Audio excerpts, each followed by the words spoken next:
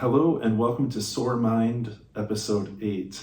I'm Dan Cosley, and in this series I'm looking at the music of Fernando Sor to see what we can take away in terms of theory and fretboard harmony information that we can use as composers and improvisers. So I'm analyzing the works of Fernando Sor, and I'm combining a sort of traditional classical approach using functional harmony, Roman numeral analysis, but I'm also using some jazz language to talk about the progressions and the melodic designs that Sor is using. It's a hybrid approach, and as I've mentioned in the comments to some of these videos, I hope that I'm not annoying both jazz and classical musicians by combining the language. But at any rate, Sor's music is built from a lot of triadic kind of foundation, and this Opus 44 number 7 study is no exception. It starts with a simple G major arpeggio. This is a G major chord that can be played on the open strings of the guitar. It's a G major in second inversion, but he descends with this little rhythmic pattern. So if we think in terms of a movable Do system, and our G is Do, we're in the key of G. Sor is playing Mi, Do, So, Mi, Do, So, or we could say 3, root, 5th.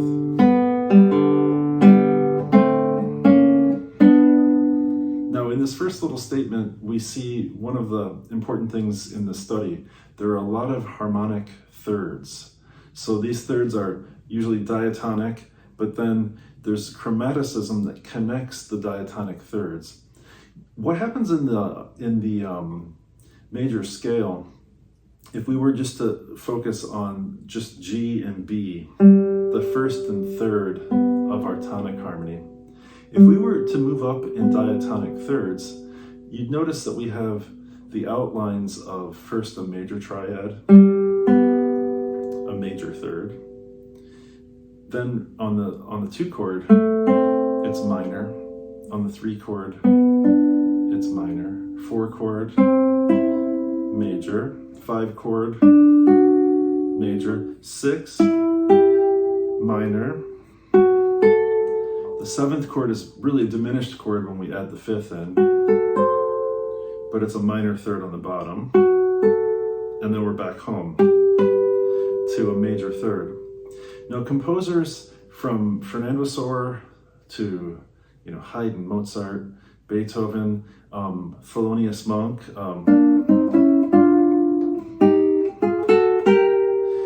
that's a Thelonious Monk song I think called Blue Monk.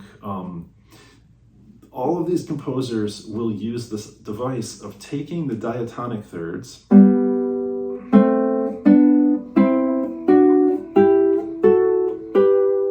but then connecting, where there's a minor third, connecting with a chromatic minor third to fill in the gap. And Sor does this right away. If you take a listen, he starts with the major third, then he goes to the minor third built on the 2nd scale degree. Then he uses 2 notes outside of our key, A sharp and C sharp, right at the end of measure 1 there. And those are resolved to this minor third built on the 3rd of G major. I know that's a mouthful, but the concept is that the chromaticism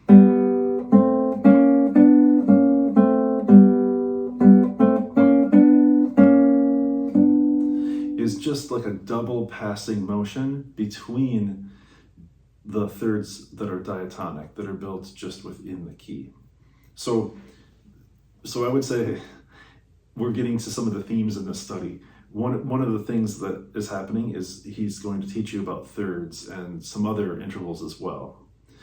And then also about these chromatic connections that will happen in various places. Let me play this first phrase for you because there are going to be a few other things that pop up.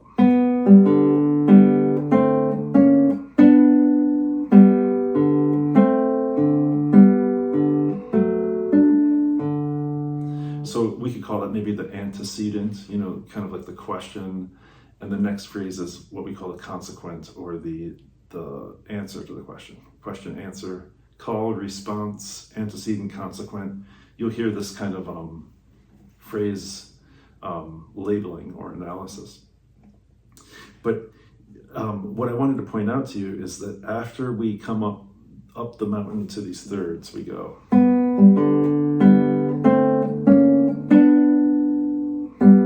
Here, the lower voice becomes a little bit like an Alberti bass.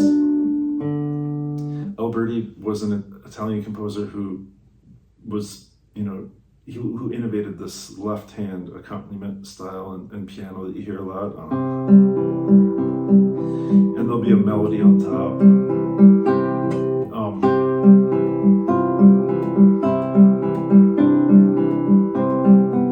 Whatever, some kind of flowing melody over top of this kind of a pattern.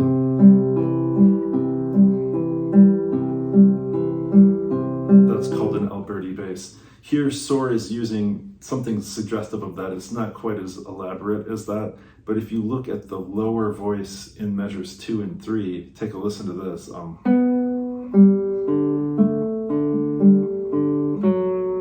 It has a flavor of an Alberti bass. So we start with G major. We come up the thirds. We have passing motion to thirds again, and this is the upper part of a G major chord, the third and the fifth. Then in the second half of measure 2, all notes of a G major triad, and then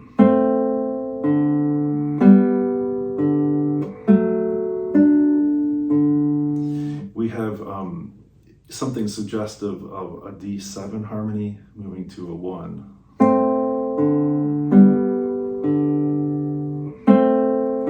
I say suggestive because there's no F sharp.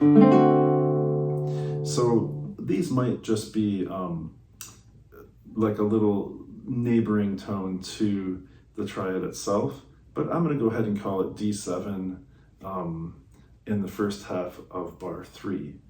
That's moving to, again, a G major chord in second inversion. Now, in measure 4, we have a very clear D major triad in first inversion. F sharp, A, and D. So we have a 5-1 cadence coming up. It's really, we're ending on the 5 in the first part of our phrase, and then we're back home. He repeats the same phrase into measure 6, and now the melody comes up to an E, which really acts as a neighbor to this chord, which is D major over A. That is very clever because what happens is this acts as sort of an upper neighbor chord to A7, which goes to D. So we could say that in the second half of measure 7, where we get this kind of clear A7, we have an A7 going to D7. This is again a secondary dominant. It's a 5 of 5. In the key of G, D7 is our 5 chord. Its 5 is A7. That's what's happening. But I would draw your attention to, what jazz musicians would call like enclosures maybe, or these sorts of little turning figures. In the second half of bar 7, you notice Sor has an A in the bass, which is sustained. There's a G, which is our flat 7 of A7. But up top, relative to the chord itself, to the A7 harmony, these notes are 4, 3, 2, 3.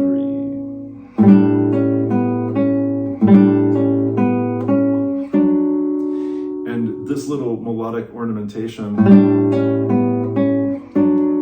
they have names for these in classical music. Sometimes there are things like cambiata, and they're called all sorts of different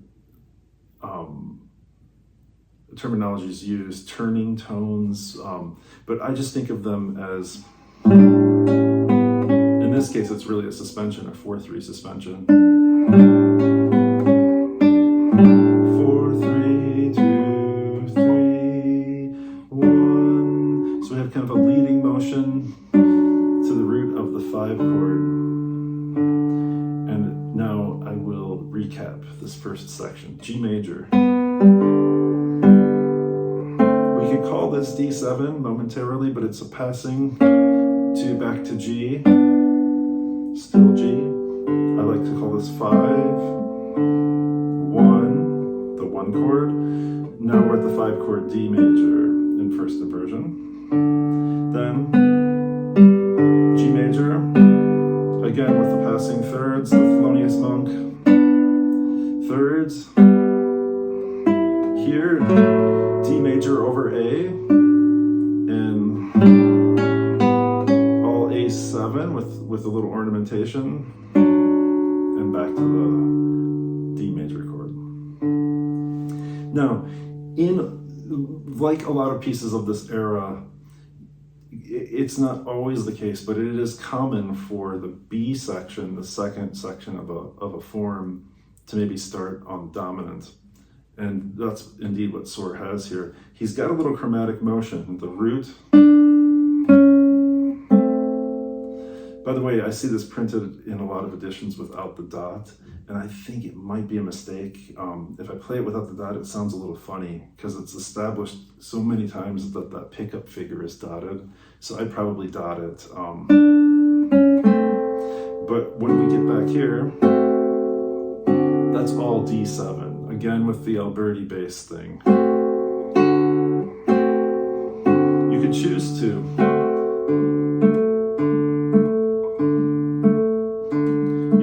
dampen the bass if you like.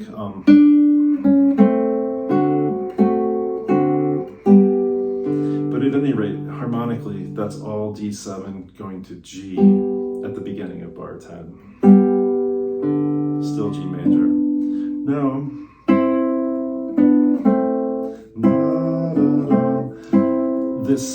this C and E towards the end of measure 10 there, we could call that a harmony, like we could say it's suggestive of a 4 chord. I think Sor was probably just thinking in terms of, I mean, it's dangerous to know, to say what he was thinking, but I think maybe he's just thinking in terms of neighbor tones, because you have B, so we're thinking B and D is part of our G chord, right? And the 2 neighbor tones would be like so on either side. So in measure 11, again, D7. And notice we're seeing a lot of this in Sor, where the very last chord in measure 11, it's a D7 chord with no 5th. And what happens is that the flat 7 and the 3rd of the chord, they resolve in opposite directions, half steps. So this tritone becomes the 3rd and the root of the tonic harmony. So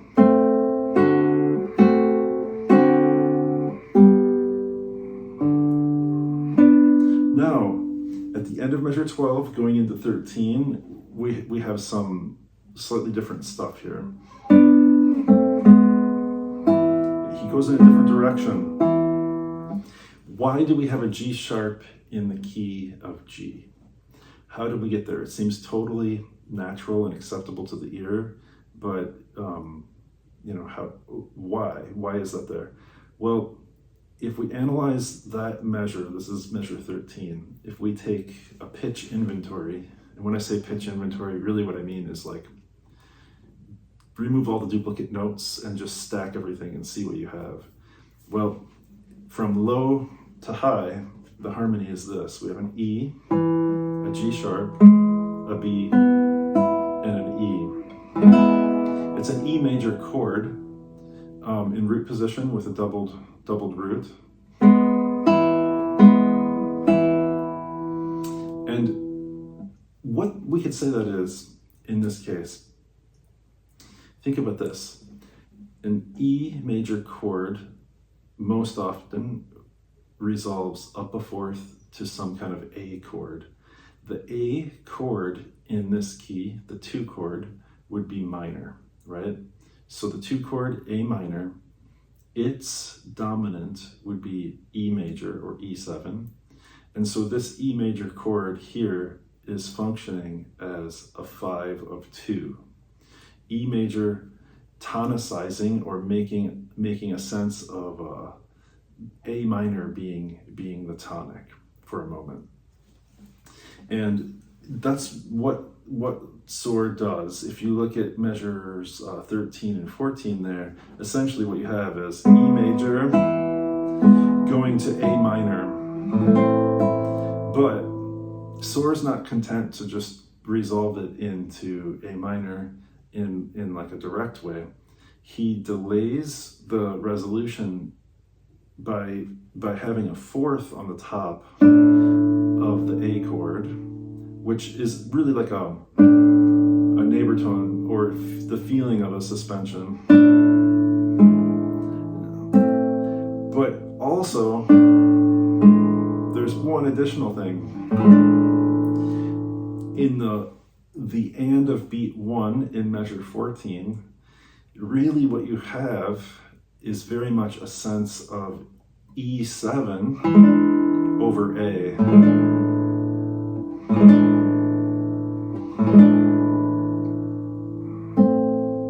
And in the same way, follow me on this because it's a little convoluted or crazy. But remember how I said that we had a D7 chord previously, like in measure 11, with no fifth. It just has the root, the flat 7, and the third.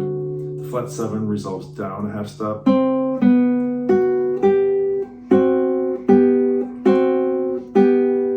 So that tritone expands into the 1 chord. Here you can think in a similar way because look at what's happening here. Ignore the A bass for a moment in measure 14 and just focus on the upper and inner voices. We have an E, the G sharp, and a D. These notes are strongly suggestive of E7. I say suggestive because there's no fifth. There's no fifth, but the G sharp and the D form a tritone. Again, that tritone interval. And how do they resolve? The same way as our D7 chord before. The G sharp goes up to the root and the D goes down to the third of the harmony. So these are similar concepts, although in the previous example in measure 11, the chord members or tones were the other way around. The flat 7 was in the middle and it's going down. The third is on top and it's going up.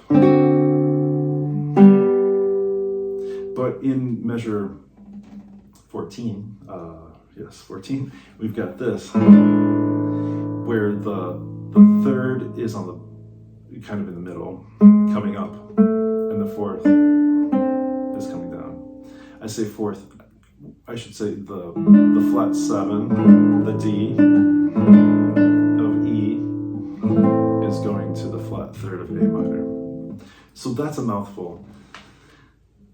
The basic concept I want you to take away is that in measure 13, we have an E harmony.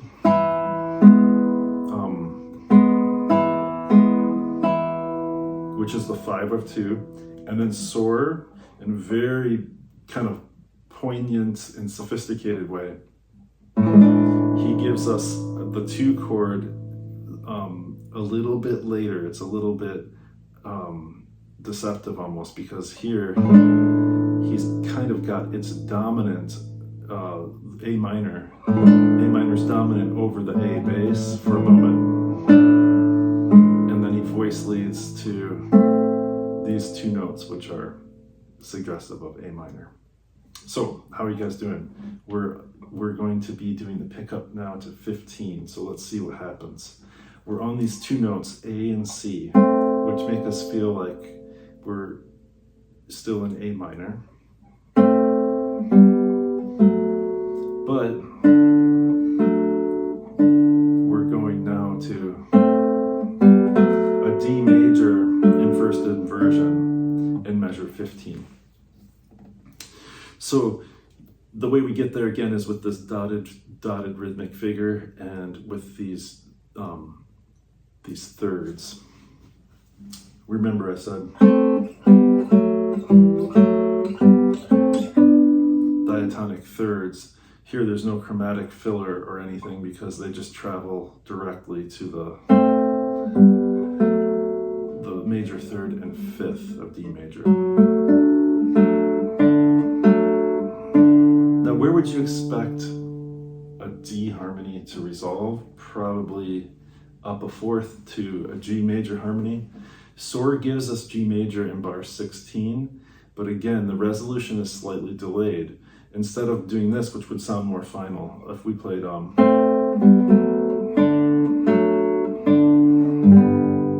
sounds almost like the end of the piece, right? He does this. Let's see.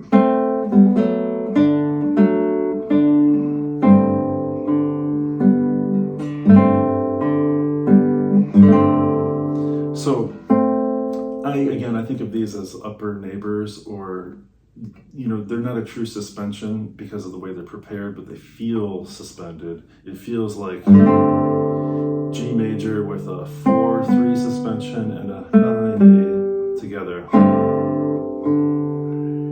So it's not till the second half of bar 16 that we really get the resolution.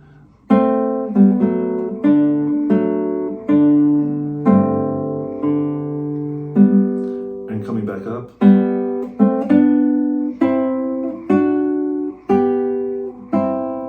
Let's talk about this pickup and bar 17.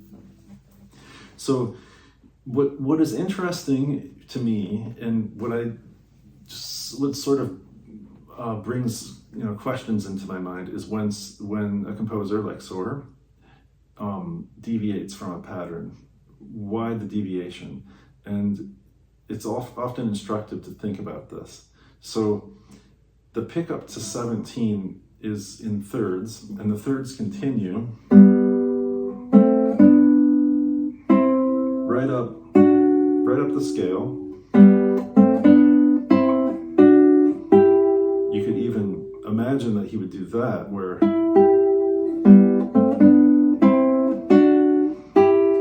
the very last interval of measure 17 would be a third with an E in the bass. But instead, he puts a B as the lower note in the final dyad, or the final double stop of bar 17. And I think what we see here is an example of a little extra sophistication on Sor's part, because that leading tone, that G, the B and G, the B acts as a leading tone to C, which is the 4 chord now, the subdominant harmony in the key of G major. But we also have this contrary motion, so it's a little unexpected, but it feels maybe more satisfying than the other option where the thirds would just be continued all the way through. So here's pick up to 17, and then I'll play a little bit deeper into the piece.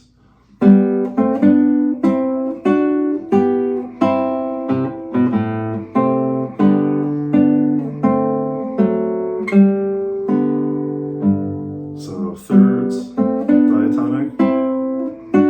Here's a sixth, a minor sixth, the leading tone B, not leading tone in the key, but leading tone to the root of the C major chord,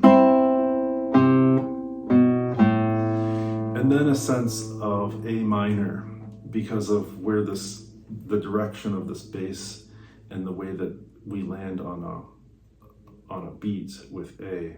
So above the A in measure 18, that low A in beat 2, above that we've got C and E ringing. So our ear is hearing very clear A minor harmony at that point. I'll play again the pickup to 17.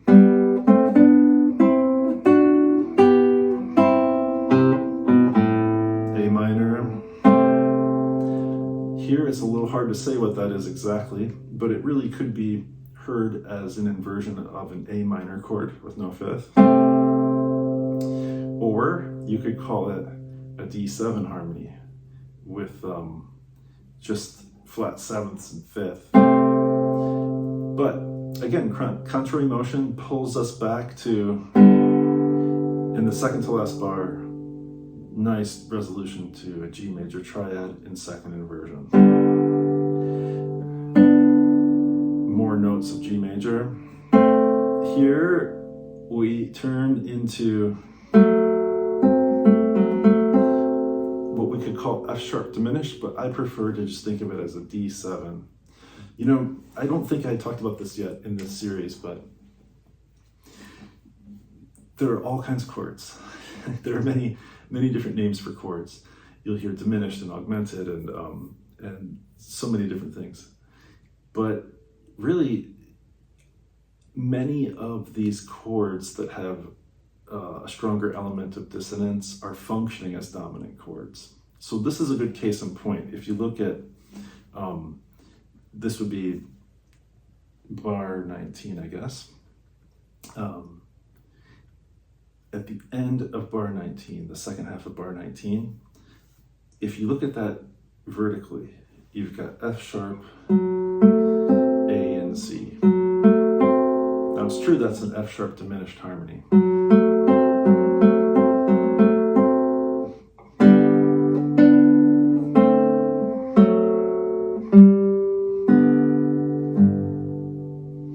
But if you were to put a D under that F sharp diminished chord, you'd have this complete D7 chord. Our ear, I think, just sort of treats these the same way almost. In other words, we could say that a diminished triad on the 7th scale degree here, F sharp A, C, is dominant functioning. It functions as a D7 chord, as a 5-7 chord. So,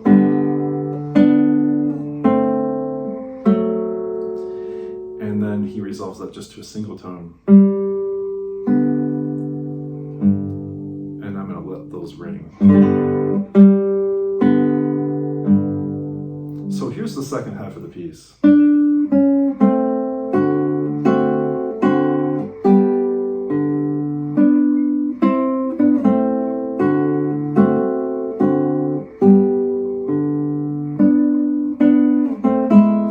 Here's our 502,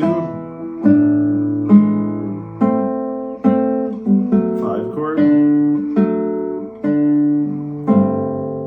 little kind of double suspension feeling, contrary motion. This is our 4 chord, 2 chord, something that we cannot name confidently but functions as a 5. Diminished triad functioning as a 5. Back to the 1. So in summary, I think what we can pull from this etude, there are a number of things. Playing thirds, playing those chromatic passing thirds, also being aware of the sort of this Alberti figure as it arises.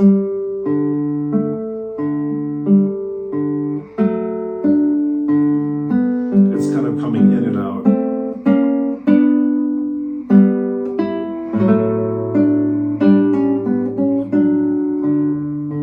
Now, we also have secondary dominant chords, so an A7 going to a D7, going to a G, a lot of cycle of fourths resolutions where the root of the harmony is coming up a fourth, kind of going through the circle of fifths counterclockwise. And then we do see some contrary motion in the voices here. And we also saw a few special places here where we've got that resolution of the tritone, the flat 7 in the third resolving in contrary motion. But we even have an extra layer of harmonic color in something like measure 14, where Sor, instead of resolving directly the 5 of 2 to 2, we really have the 2 chord and the 5 of 2, a fifthless E dominant 7th chord. We've got both elements happening at the same time. So it's as if, the colors are blended in that transition. And then just like in the previous resolution, we see the resolution go in contrary motion, resolving to the 2 chord in the second half of measure 14. I think those are some of the main points in this piece.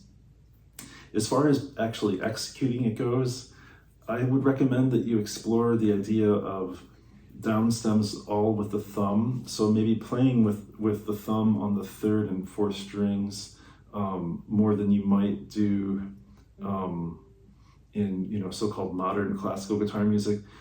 Sor almost certainly played emphasizing the thumb, index, and middle. So he played a lot on the 3rd string with the thumb, I believe. So, in these Alberti sections, like here at the beginning of the piece, this would be index, middle. But here you might play all that down stem with the thumb. Even here, down stem. And here. And in the B section, down stems with the thumb.